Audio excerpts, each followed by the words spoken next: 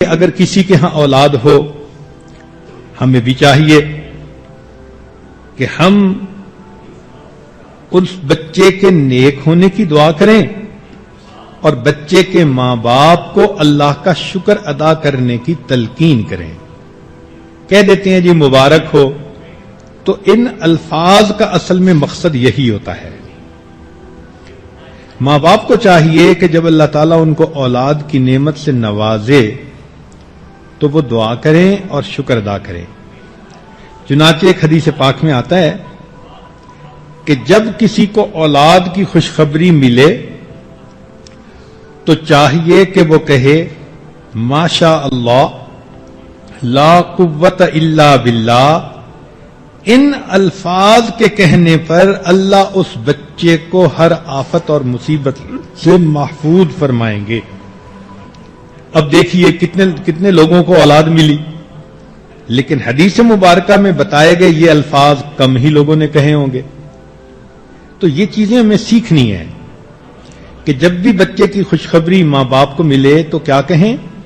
ماشاء اللہ لا قوت الا باللہ. ان الفاظ کے کہنے پر اللہ تعالیٰ اس بچے کو شیطان کے حملوں سے ہمیشہ محفوظ فرمائیں گے. پھر بچے کی جب ولادت ہو تو ایک کام ہوتا ہے اس کے دائیں کان میں اذان کہنا اور بائیں میں اقامت کہنا. حدیث مبارکہ میں ہے کہ سیدہ فاطمہ الزہرا رضی اللہ تعالی عنہا کے ہاں جب حسن رضی اللہ عنہ کی ولادت ہوئی تو بچے کو نبی علیہ السلام کی خدمت میں پیش کیا گیا. نبی علیہ الصلوۃ والسلام نے اس کے دائیں کان میں اذان کہی، بائیں میں اقامت، اور پھر اس کے لیے دعا مانگی. یہ اذان اور اقامت کہنے میں حکمت یہ ہے کہ بچے کے دل و دماغ میں سب سے پہلے عظمت الہی کا پیغام پہنچے. شاہ ولی اللہ مدد دہلوی رحمۃ اللہ فرماتے ہیں کہ ایک حکمت اس میں یہ بھی ہے کہ چونکہ اذان کے الفاظ سن کر شیطان بھاگ جاتا ہے، حدیث پاک سے ثابت ہے، تو جب بچے کے کان میں اذان کہی جاتی ہے تو بچہ اس شیطان سے محفوظ ہو جاتا ہے اور شیطان اس سے دور بھاگ جاتا ہے. پھر ایک کام کرنا ہوتا ہے جو سنت ہے کہ تہنیک کرنا.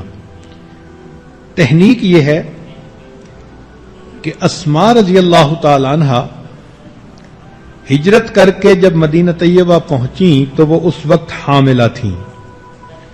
قباء کے مقام پر پہنچی تو ان کے ہاں بیٹا ہوا جس کا نام انہوں نے عبداللہ رکھا، اور یہ بچہ عبداللہ ابن زبیر کہلایا. یہ مسلمان مہاجرین کے ہاں پہلا بچہ تھا جو مدینہ میں پیدا ہوا، اور مسلمانوں کو اس کی پیدائش پر بڑی خوشی تھی. وہ اس لیے کہ یہود یہ کہتے تھے کہ ان مسلمانوں نے اپنے پرانے دین کو چھوڑ دیا، اب ان کی آگے نسل ہی نہیں چلے گی. تو جب اللہ رب العزت نے مسلمانوں کو اس بیٹے سے نوازا تو خوشی اور بڑھ گئی. چنانچہ اسماء رضی اللہ تعالی عنہا بیٹے کو نبی علیہ السلام کی خدمت میں لے کر آئیں. نبی علیہ الصلوۃ والسلام نے بچے کو اپنے گود میں لیا اور ایک نرم کھجور آپ نے منگوائی اور اپنے منہ میں اس کو آپ نے چبایا.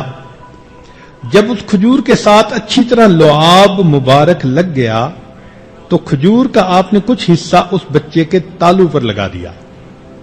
چنانچہ عبداللہ ابن زبیر اللہ عنہ کے منہ میں سب سے پہلے جو چیز پہنچی وہ نبی علیہ السلام کا لعاب مبارک تھا. تو یہ ایک سنت عمل ہے، لہذا کوئی بھی نیک مرد یا عورت قریب ہو تو اس سے بچے کی یہ تہنیک کروانی چاہیے اور پھر بچے کے لیے نیک بختی کی دعا کرنی چاہیے. علماء نے لکھا ہے کہ بچہ جب پیدا ہوتا ہے تو اس کے بعد اگر وہ روئے اور چلائے تو باپ کی وراثت میں اس کا حق شامل ہو جاتا ہے. اب 7ویں دن ایک اور عمل ہے، اس کو کہتے ہیں عقیقہ کرنا۔ عقیقہ یہ ہے کہ بیٹا اگر پیدا ہوا تو 2 بکرے، بیٹی پیدا ہوئی تو 1 بکرا، یہ ذبح کیا جائے اور پھر عزیز اقارب رشتہ داروں کو دعوت پر بلایا جائے اور ان کو کھلایا جائے۔ یہ عقیقہ کرنا اہم ہے۔ کسی نے امام مالک رحمۃ اللہ سے پوچھا کہ اتنا غریب بندہ ہے کہ عقیقہ کا بکرا کر ہی نہیں سکتا؟ انہوں نے فرمایا کہ اچھا بھائی تم مرغی ہی ذبح کر دو، کچھ نہ کچھ اللہ کے نام پہ قربان ضرور کرو۔ اور یہ بھی نہیں کہ صرف بکرے ہی کرنے ہوتے ہیں، اگر فرض کرو کوئی ایسا آدمی ہے کہ جس کا بہت ہلکا اثر ہے تو وہ کئی بکرے بھی کر سکتا ہے۔ حضرت انس رضی اللہ تعالیٰ عنہ اپنے ہر بچے کے ہونے پر 1 اونٹ ذبح فرمایا کرتے تھے۔ یہ عقیقہ کیا ہے؟ حدیث مبارکہ میں ہے کہ بچہ جب پیدا ہوتا ہے تو ایک تو اس بچے کے ہاتھ بندھے ہوئے ہوتے ہیں۔ کیا مانا؟ اس کی شفاعت کے ہاتھ بندھے ہوتے ہیں۔ جب وہ بچے کے لیے عقیقہ کے بکرے کیے جاتے ہیں تو اب یہ بچہ قیامت کے دن اپنے ماں باپ کی شفاعت کا حق پا لیتا ہے۔ اس لیے یہ عقیقہ اپنی زندگی میں بڑے ہو کر بھی کیا جا سکتا ہے کہ عقیقہ کرنے سے بچے کو ماں باپ کی شفاعت کا حق مل گیا۔ حضرت شاہ ولی اللہ مدد دہلوی رحمۃ اللہ فرماتے ہیں کہ اصل میں ان جانوروں کو قربان کرنے سے ابراہیمی سنت کو یاد کرنا مقصود تھا، اور ساتھ یہ بھی فرماتے ہیں کہ عقیقہ کرنا اصل میں دوست احباب کو بچے کی اطلاع دینے کا بہترین طریقہ ہے۔ اب فرض کرو کوئی عقیقہ نہ کرے تو اس کو تو ہر ایک کو بتانا پڑے گا نا کہ جی میرا بیٹا ہوا، میری بیٹی ہوئی، تو شریعت نے کہا کہ تم جو ایک ایک کو بتاتے پھرو گے، اس سے بہتر ہے کہ ایک دن سب رشتہ داروں کو مدعو کر لو، وہ بھی تمہاری خوشی میں شریک ہو جائیں اور وہ بھی بچے کے لیے نیک بختی کی دعا دیں۔ لیکن ذہن میں ایک سوال پیدا ہوتا ہے کہ 7ویں دن عقیقہ کیوں کیا گیا؟ اسی دن کر لیتے۔ تو شاہ ولی اللہ مدد دہلوی رحمۃ اللہ فرماتے ہیں کہ پیدائش کے دن تو ماں باپ بچے کی پیدائش کے بعد سنبھالنے کے عمل میں مشغول ہوتے ہیں، ان کو وقت چاہیے کہ وہ جانور ڈھونڈیں، اس کا انتظام کریں، رشتہ داروں کو بلائیں، پھر مہمان نوازی کریں۔ تو شریعت نے یہ 7 دن کا مناسب وقفہ دے دیا کہ تاکہ اس میں تم اپنی حیثیت کے مطابق عقیقہ کا انتظام کر لو اور اپنے رشتہ داروں کو اس کے لیے بلا لو۔ 7ویں دن عقیقہ کے ساتھ ایک کام اور کرنا ہوتا ہے کہ بچے کے سر کے بال منڈوا دینا، صاف کروا دینا۔ چنانچہ سیدہ فاطمہ الزہرا رضی اللہ تعالی عنہا، ان کے ہاں جب حضرت حسن اللہ عنہ کی ولادت ہوئی یا سیدنا حسین اللہ عنہ کی ولادت ہوئی تو انہوں نے 7ویں دن ان بچوں کے بال سر کے صاف کروائے اور بالوں کے وزن کے برابر چاندی اللہ کے راستے میں صدقہ کر دی۔ یہ عمل اس لیے ہوتا ہے کہ اب تک یہ بچہ ماں کے پیٹ میں تھا، اب طفولیت کی عمر شروع ہوئی، لہذا بال جو جسم سے ہٹائے جاتے ہیں اس کے بقدر اللہ کے راستے میں صدقہ کر دیا جاتا ہے۔ تیسرا عمل ہوتا ہے 7ویں دن اس بچے کا نام رکھنا۔ نام رکھنے میں 3 باتوں کا خیال رکھنا چاہیے۔ ایک تو نام زبان پر آسان ہو، لینا آسان ہو، پکارنا آسان ہو۔ کئی مرتبہ لوگ ایسے نام رکھ دیتے ہیں کہ لوگوں کے لیے نام پکارنا ہی مشکل ہو جاتا ہے، وہ نام بگاڑ کے لیتے ہیں لوگ۔ تو نام میں ایک بات کہ وہ زبان پر آسان ہو، دوسرا اس کے معنی اچھے ہوں۔ ایسے بے معنی لفظ یا برے معنی والے الفاظ، ایسے ناموں کو نبی علیہ السلام نے ناپسند فرمایا۔ چنانچہ جب بھی کوئی ایسا بچہ ہوتا تھا کہ جو نام ایسا ہوتا جو ناپسندیدہ، تو نبی علیہ السلام اس شخص کا نام بدل کے اچھا نام رکھ دیا کرتے تھے۔ تو نام میں 3 باتیں: زبان پر آسان، معنی اچھے ہوں، اور تیسرا اس نام کی نسبت اچھی ہو، انبیاء کرام کے ساتھ نسبت ہو، صحابہ کے ساتھ، اولیاء کے ساتھ، دین کے ساتھ، نبی علیہ السلام کے ساتھ، اللہ کے ساتھ. اسی حدیث پاک میں آتا ہے کہ اللہ تعالیٰ کو سب سے زیادہ پسندیدہ نام عبداللہ ہے، اللہ سے نسبت، اللہ کا بندہ، اور عبد الرحمن، رحمان کا بندہ.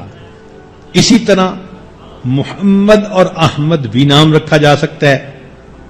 ایک حدیث مبارکہ میں ہے کہ جس گھر میں کسی بچے کا نام محمد ہو، اللہ تعالیٰ اس گھر والوں کو فاقہ کے عذاب میں مبتلا نہیں فرماتے. ہمارے اکابر میں یہ محمد کا نام رکھنا اتنا پسندیدہ تھا. امام غزالی رحمت اللہ علیہ 7 پشتوں تک، یعنی اوپر کے دادا کا نام بھی محمد، پھر ان کے بیٹے کا نام محمد، پھر ان کے بیٹے کا 7 نسل تک نام محمد چلا کرتا تھا. بچے کی کنیت بھی بچے کی وجہ سے رکھی جا سکتی ہے، باپ کی. جیسے ہم ابو داود، تو بچے کے نام پہ باپ بھی اپنی کنیت کو رکھ سکتا ہے. جیسے کسی ماں کا بیٹا محمد ہو تو وہ ام محمد کہلائے. تو یہ 7ویں دن 3 کام کیے: عقیقہ ہوا، بال منڈوائے، نام رکھا، اور ایک چیز یہ کہ اگر وہ بیٹا ہے تو اس کے ختنے کروانا.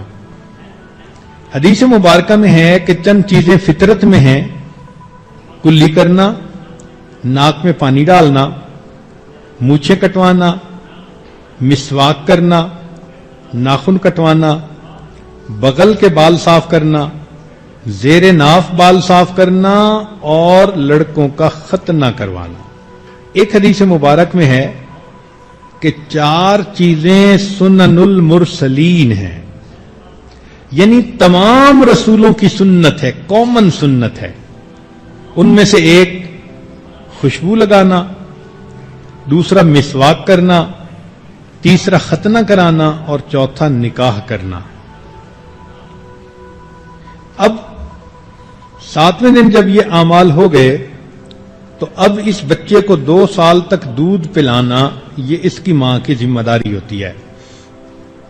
ماں کا دودھ بچے کے لیے انتہائی ضروری ہوتا ہے.